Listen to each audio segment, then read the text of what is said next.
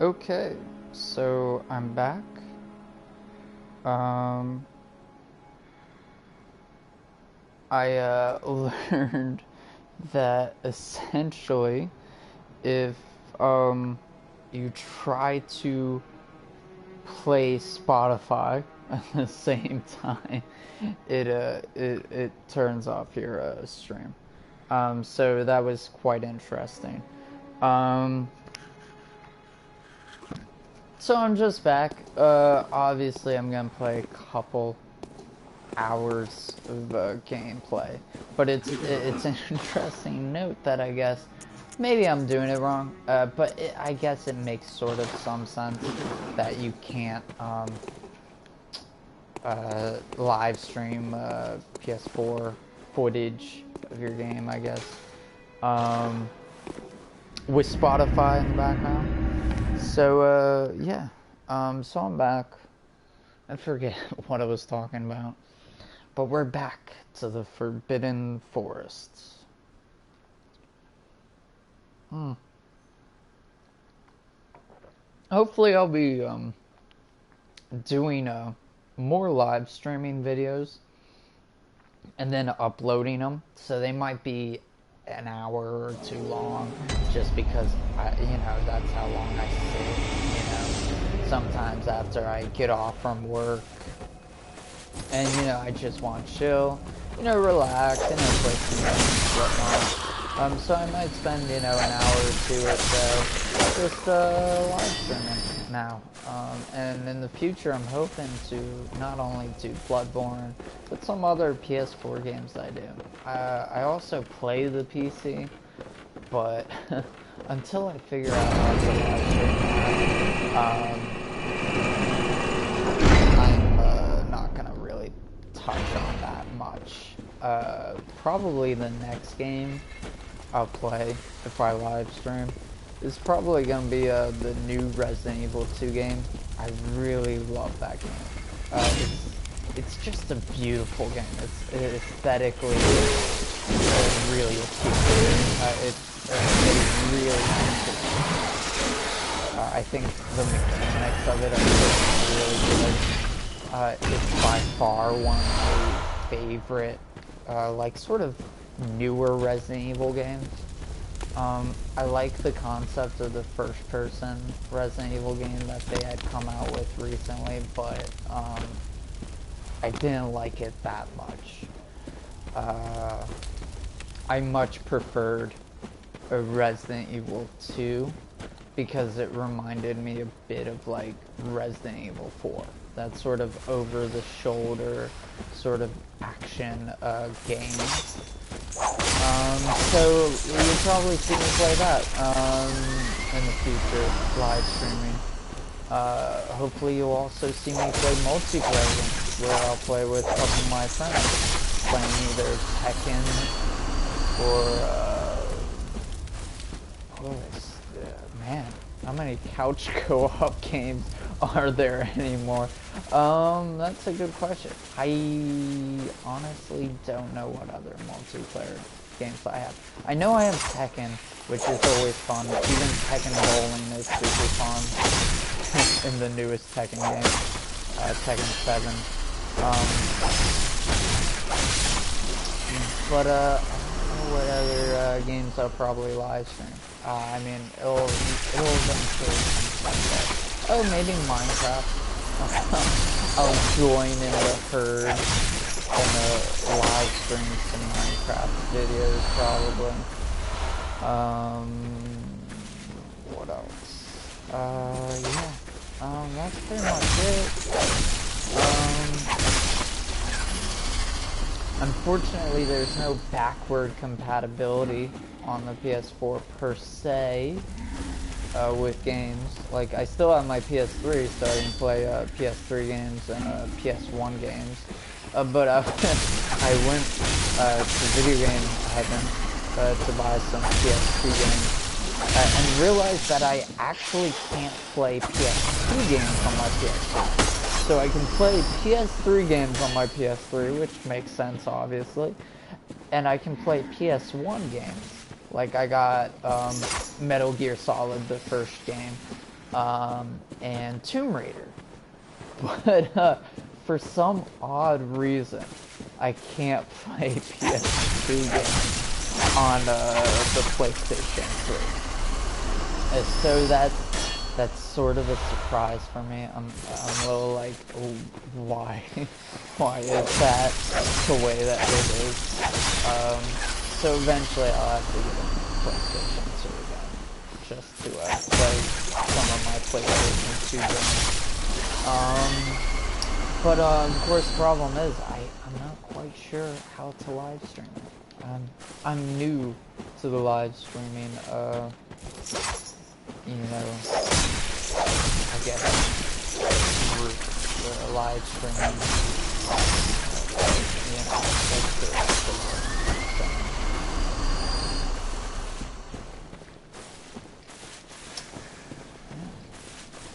Oh, interestingly, so in the last video I was talking about this philosophy essay that I was going to write, about Bloodborne. And, essentially, you know, I had mentioned the fact that I was going to talk about a couple different philosophers and how their interpretations of Bloodborne was, you know, like Aristotle, Plato, etc. But there were a couple other philosophers that are in the paper that I will mention, like Nietzsche, who's a really popular, like a pop culture philosopher. Kind of like the same thing with Karl Marx. Both Nietzsche and Marx are sort of these pop icons at this point, to some degree, in the philosophy realm. And Nietzsche is another philosopher I'll mention in this paper. I like Nietzsche a lot. I read actually, I think, the majority of his works. I think there might be a few of his essays that I haven't found the time to read yet. But yeah, I mean, I like Nietzsche. I think there's a lot of things interesting about him. I'm not a complete follower of him.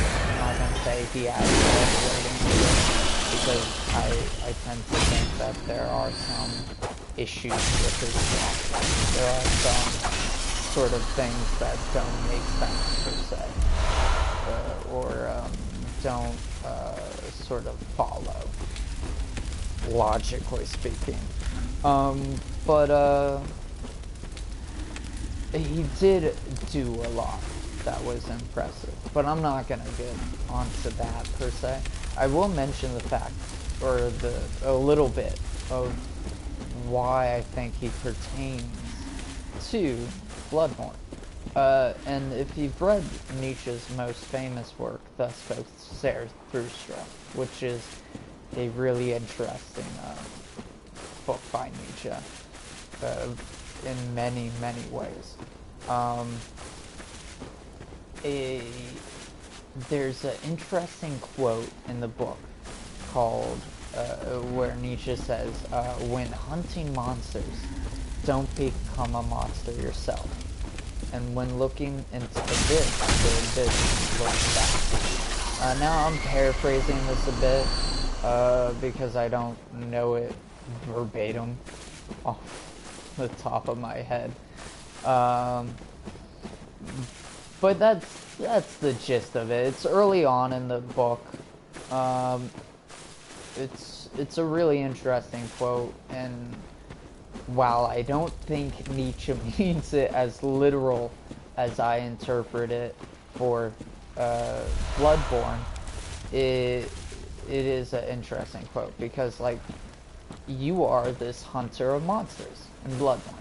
That is literally your job description. And so you're tasked with hunting these people that have been cursed with the scourge of the beast. And essentially, I think throughout the game you sort of find out as the player that you really are the monster, in a very sad way.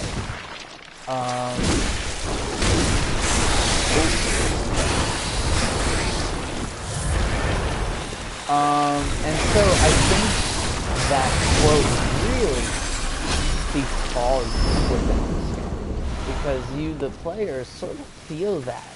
You feel like you're slowly looking into the abyss, that you're slowly becoming the monster within the game, especially when, as I mentioned in the last episode, you kill the wet nurse of Murgo. It's just a sad feeling. I would hope I'm not the only one in feeling this, but it is a very tragic game in the sense that a lot of the monsters, oh god, a lot of the monsters, a lot of the bosses were once human, were once good people, or are still good people, like Murgo's wet nurse.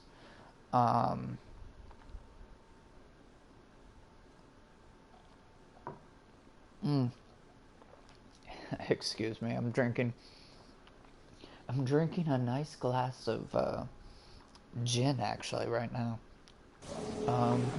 It's modern gin. It's a Virginia gin, and that was in fact on clearance for 50% off because we're not selling it anymore at my liquor store. So, and if you didn't watch the previous video, I do work at a liquor store, and it is quite an interesting job. Lead sales associate. I did apply for assistant manager position, but essentially what lead sales associate is at the store is that essentially I do a lot of what the assistant manager does, just without the pay. That's pretty much the major difference. Well, without the pay and plus without the benefits. That's the major difference between me and assistant manager. Plus the fact that I can't technically hire people. I'm not quite sure if assistant managers can do that or not either. And I can't fire people. I can write them up or etc. But that's pretty much it. But yeah, it's quite an interesting job, and I get a lot of my liquor from my work, because I like to try different things, like try different alcohol brands and etc. And so when we had a big clearance sale recently, and because we were getting rid of a bunch of items that just weren't selling that much. They were collecting a lot of dust. Collecting a lot of dust rather than selling. In fact, I think a lot of the bourbons were getting some more age just being on the shelf, you know? So yeah, so because they were on clearance, they were 50% off. So it's like, sure, why not? I'll try this bottle. So I bought a bunch, and I'm pretty much set for life for a while. I had bought so much because it was so cheap. You know, like a lot of these like top shelf bottles were half off. So I'm like, man, I'm gonna be pretty much set for life if I buy like all of these, you know, clearance item bottles. And so I did, you know. Now, there were some clearance item bottles that I was like, I'm not going to touch, I'm not going to buy that, even though they're 50% off. And a lot of my customers felt the same way. And that's probably why it was on clearance to begin with. Like, for example, there was, what was it, peppermint moonshine, which smells like It really just smells like it is the worst thing ever.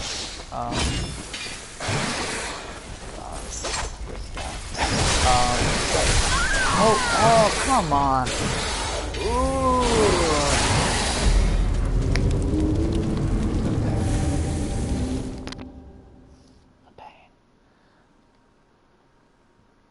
And so, yeah, it's an interesting job. If you ever get a job at the liquor store, it's an interesting one.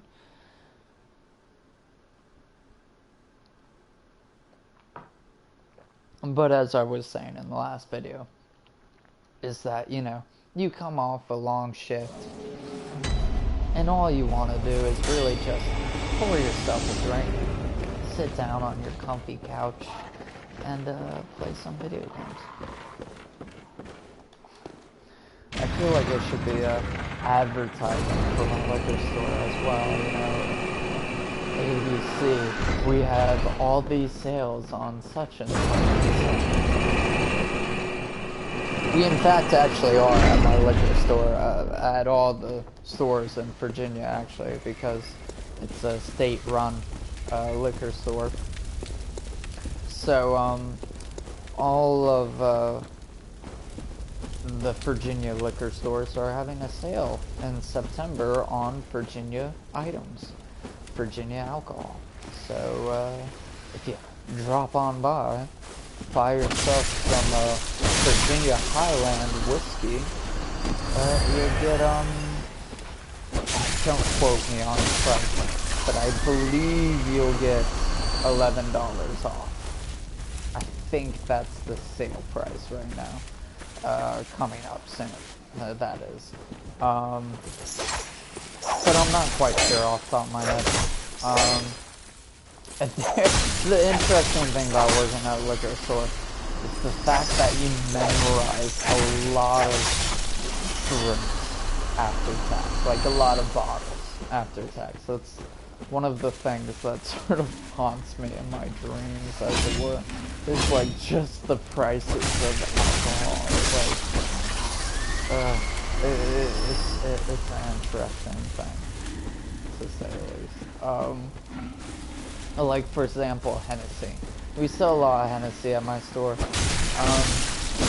And we sell a lot of the pints. The pints and half pints of Hennessy.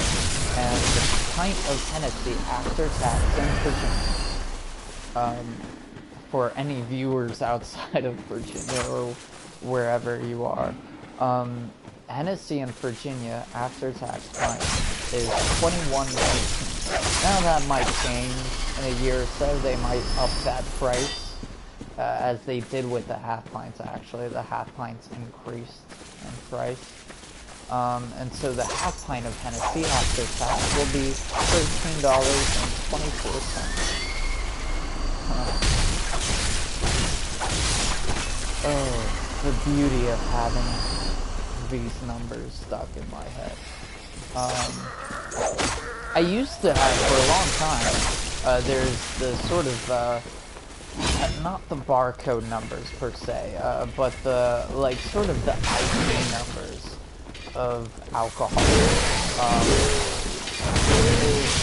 Yeah, maybe it is the barcode number. Oh god, I just that horrible. I swear I've seen this game before, if you're watching this. But I used to have some of the bin marker codes, or, yeah, bin marker codes, I guess is what they would be, memorized. Some of them. I don't have them as many memorized. There used to be a couple that I had memorized. I think, well, actually, I do know the reason why. So there used to be, we sell Taka vodka at my store. And Taka vodka is like this bottom shelf vodka.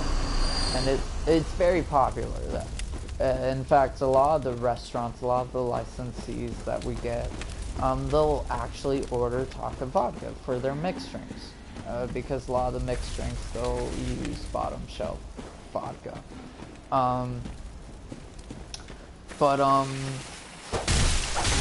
For some reason, for a long time, on our register, Taka vodka would not scan. It would be unknown item that would come up. And so for the cashier, you would have to walk all the way to where it was on the shelf and look at essentially the bin marker number and be like, okay, it's such and such, such and such number, like 956 something or whatever. Which I'm pretty sure it starts with a 9. I can't remember the number anymore, but I remember it started with a 9. And essentially you would have to walk over there, get the number, and essentially walk back to the register and type it in. Now, thank God they fixed that problem. After a year working at ABC, Alcohol Beverage Control, they had fixed that problem. And so that was good. I think that was something that definitely needed to be fixed. Because it was a pain to walk all the way there. And it just seems weird that it wasn't, like we couldn't scan it for some reason. If a customer wanted the item, it just felt weird that they couldn't just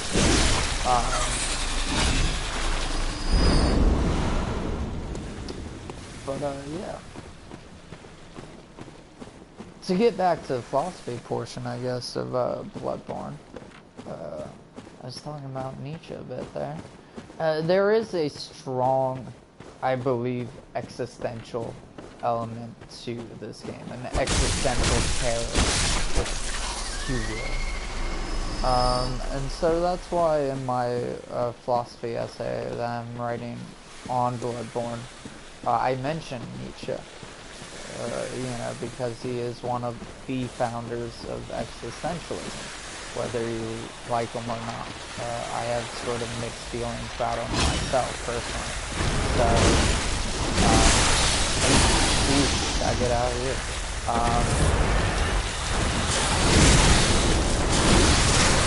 Gotta get out. Oh, there you go. Okay. And so, I mention him. I also mention Albert Camus. And the reason why I mention Albert Camus is a very funny sort of thing. Is that if you read Albert Camus' most famous book, I think it's his most famous book, is The Myth of Sisyphus. Where near the end of the book, it's a short book. It's about, I believe, 200 some pages. Near the end of the book, Albert Camus says that essentially that we should, imagine Sisyphus with a smile. And if you don't know who Sisyphus is, it's an ancient Greek tragic story where essentially this man is forced for eternity to push this boulder up a hill. But he never gets the satisfaction of actually getting the boulder up the hill. Like right when he's about to get the boulder up the hill, that boulder magically appears at the bottom. And essentially that's sort of the feeling you get with Bloodborne. Is to some degree you get a satisfaction to some degree, but it's like this constant struggle. And so to some degree you do have to imagine Sisyphus with a smile. Because it is this sort of job.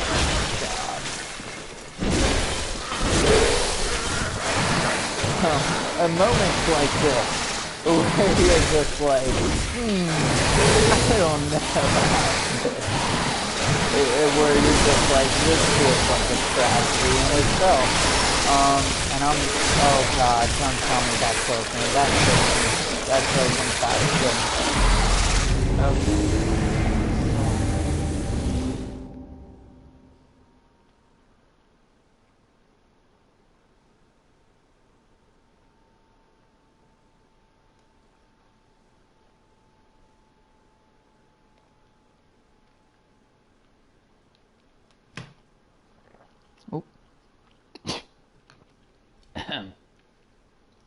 Sorry there, cough there.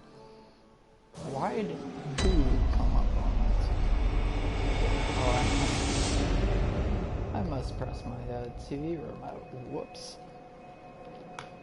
There we go. I'm back to my video game. For those of you watching the live stream, you didn't see that. But essentially my TV just switched inputs for some reason and switched to Hulu, which in fact I actually don't have Hulu, but my remote has a Hulu button. So I scooted over and I pressed that Hulu button after I died. So let's go back to where I died. This is the myth of Sisyphus.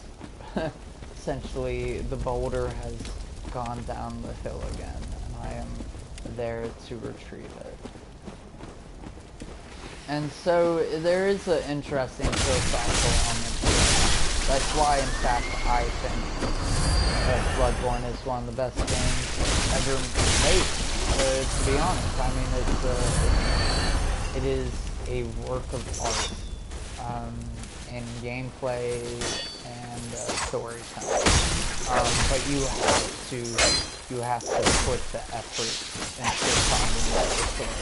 I remember when I first got this game, I think the farthest that I had gotten was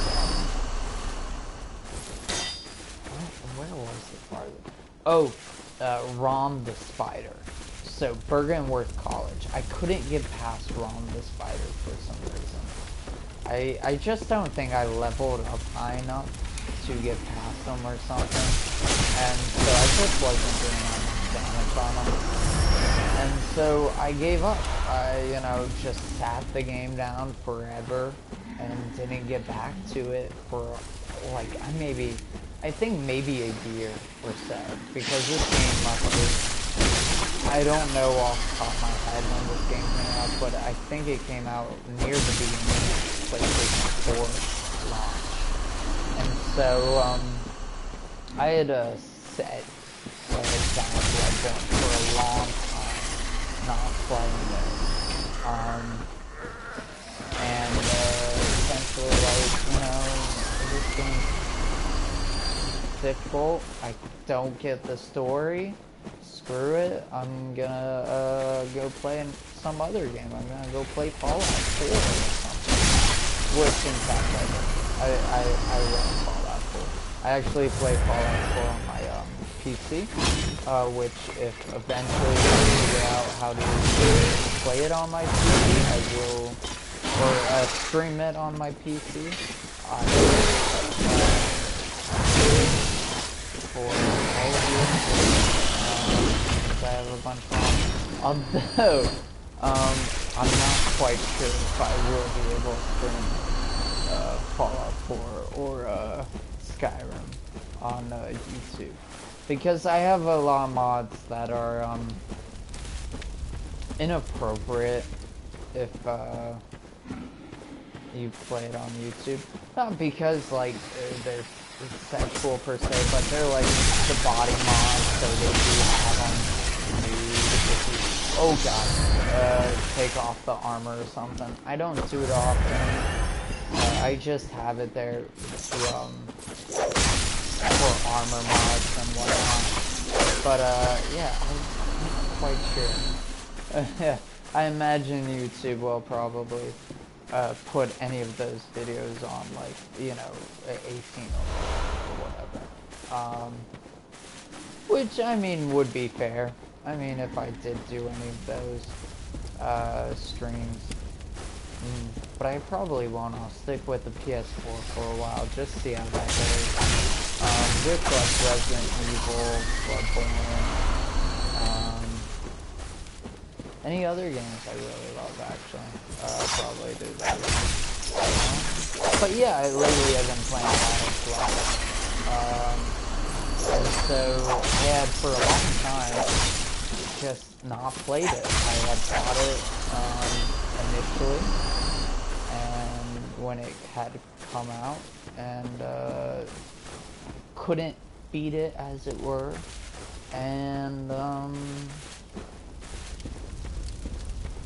after really, I don't know what it was, but like one day I was like, I'm gonna start a new game. I'm gonna sit down and I'm gonna play Bloodborne. I'm gonna beat it, right? And I don't know what it was, but I was like, yeah, I'm gonna do it. And so I did, you know, and so this is my second playthrough of this. I really should use my wood sword, sword, I think it's called. And yeah, one day I just sat down. I was like, you know, I'm gonna beat this game, and so I did. I got this second ending though because I I forgot to get one of the umbilical cords that you need to get the final ending, the secret boss and everything. And yeah.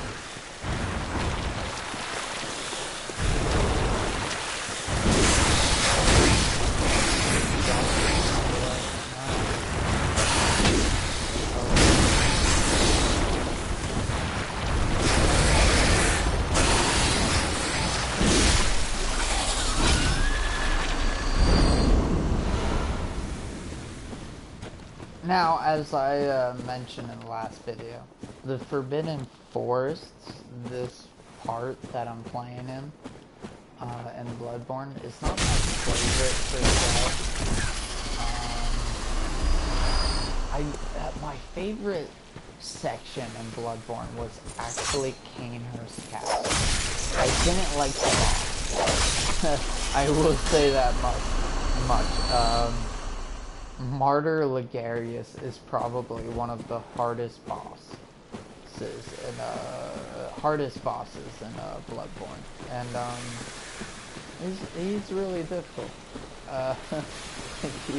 If you play Bloodborne, you'll know the pain, the struggle of playing him. If you think he's easy, well, good for you. that's nice. It must be nice to you. I didn't think he was easy. In fact, I thought he was, in fact, one of the hardest bosses. Oh god. I'm not gonna fall for your skin again.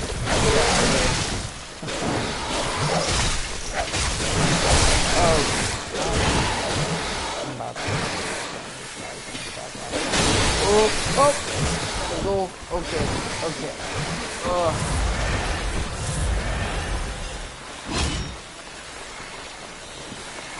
But yeah, I want to play this.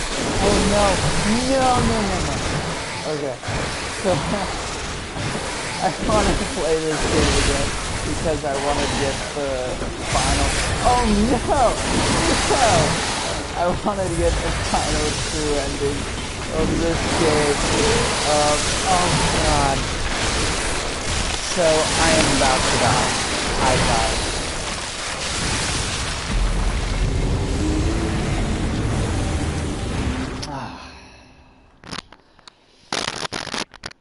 I think I'm just gonna get my blood echoes back.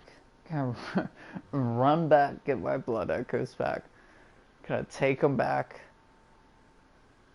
Level up maybe a bit, and run away, because that's just awful.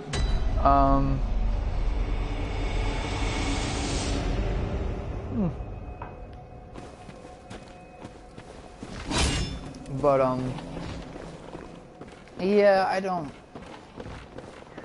know where this live streaming video stuff's gonna go. Maybe it'll go somewhere. I doubt it. I don't care, really, to be honest. You know. But hold on a sec. I'm gonna go radio silent, as it were, for a bit.